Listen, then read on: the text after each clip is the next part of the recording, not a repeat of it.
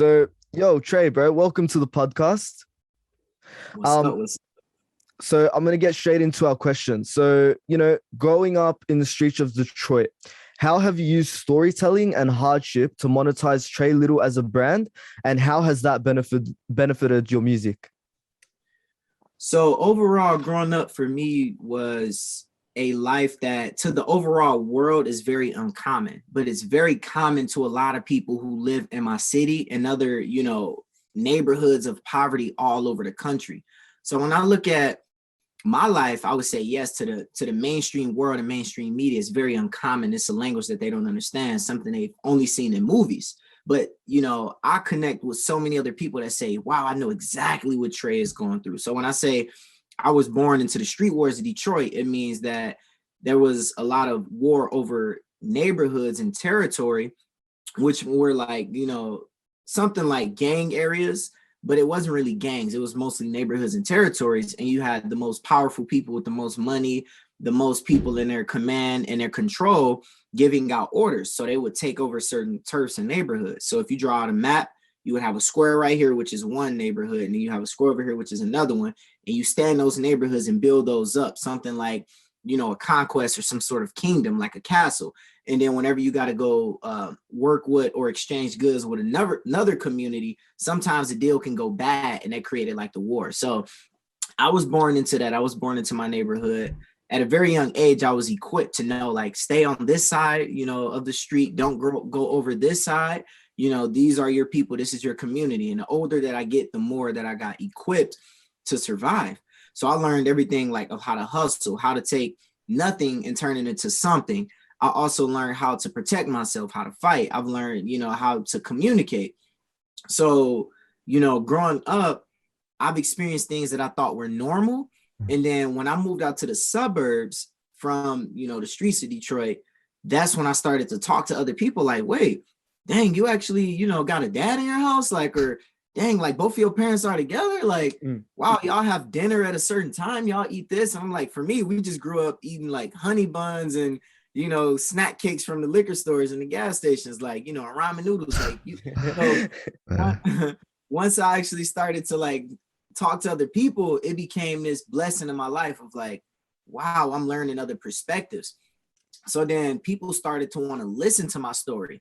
And at a young age, I didn't really talk about this stuff. When I started getting on radio as an artist, I started traveling all around the country. And this was a life that I didn't know how to communicate. I got so used to the new life of me being in the suburbs, trying to fit in, wearing the skinnier jeans, trying to be cool with the kids in the suburbs, that I kind of neglected a lot of this part of me coming from the hood.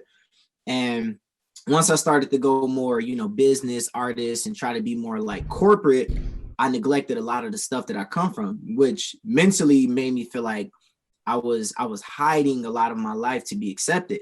So once I started, I think it was like therapy, because I was scared of people finding out what I did. A lot of people in my comments are like, why are you talking about this now? These stories are made up because, you're bringing this up out of nowhere.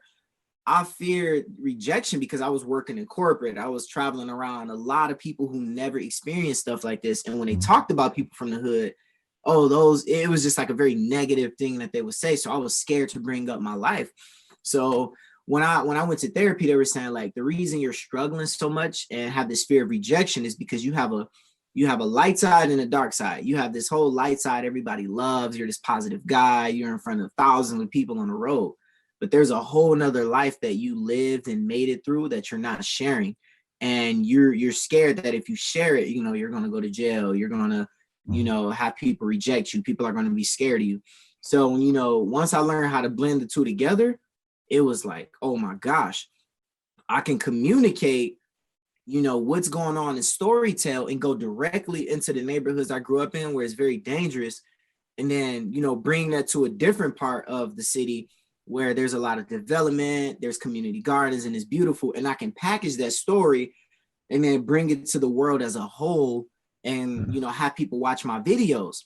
So once people started saying like, okay, we get it, bro. You have 1 million followers, blah, blah, blah. And I was getting a lot of hate. Like, who do you think you are? You think you're so cool. And it was like, I actually don't come from this life. A lot of influencers on TikTok already come from wealth, like the Charlie D'Amelio's, For sure. Um, Most of the biggest TikTokers, they already have money. They already come from, they already live in the hills of LA. So I had to kind of bring people into my backstory. Like, okay, my mom gave birth to me when she was 15. I lost my dad. He was killed when I was 4.